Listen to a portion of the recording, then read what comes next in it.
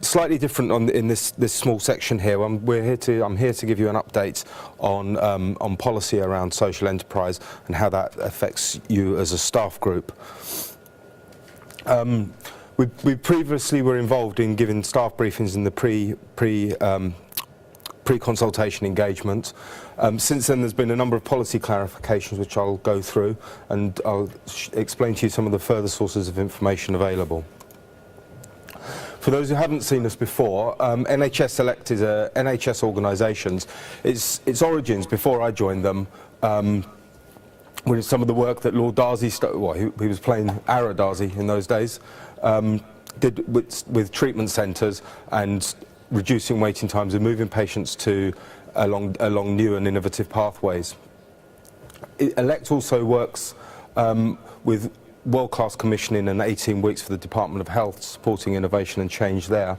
We're also a membership organisation, which is the bulk of our work. We have trusts, PCTs, including this PCT, provider services, SHAs, hospices, GP entrepreneurs, and the Department of Health are amongst our members. Our focus is service transformation, marketing, and the business of healthcare. In previous briefings, we held previous briefings.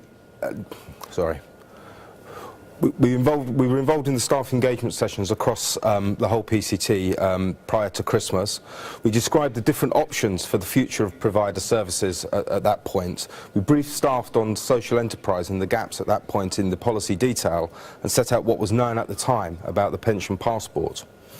Since then, there's been three documents, two very specific documents: Social Enterprise Making a Difference, a guide to the right to request, which came out in November, and Transforming Community Services, enabling new patterns of provision, which has just come out this month.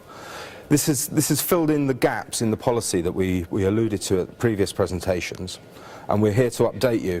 And we're clear, we're not selling any of the options that are available to you. We're here to update you and to give the benefits of our insight into these documents and into these policies. Staff have a right to request to be a social enterprise, and the right to request is designed to support decision making at a local level. At any point, staff will continue to have a right to request outwith of any process that you're involved with at the moment.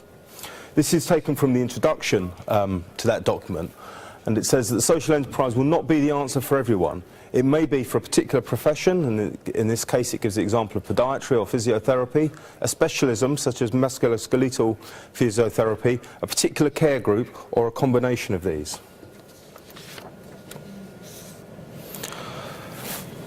This summarises the key points, what we think are the key points in the document. The commitment to the right to request gives a commitment to the ability for NHS staff who are transferred to social enterprises with the appropriate legal form to retain their membership of the NHS pension scheme while they work on NHS funded services. It gives a commitment to receive professional advice and guidance, and an offer of an uncontested contract in the first instance. Uncontested contracts.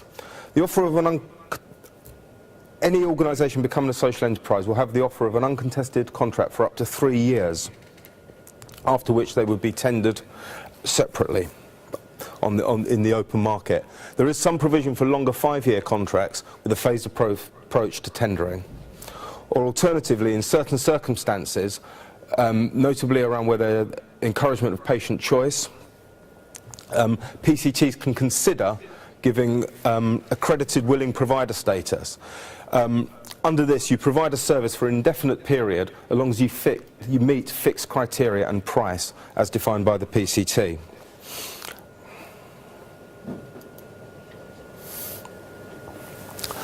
There are a number of legal forms, as corporate forms, legal bodies that a social enterprise can take. And they're listed here. There's charities, which can be a company limited by guarantee and not by shares. Community interest companies, which can be a company limited by guarantee or shares. Or industrial and provident societies. The key thing is that all profits should be reinvested for the social good in these organisations, and profit should not be taken out of the organisation.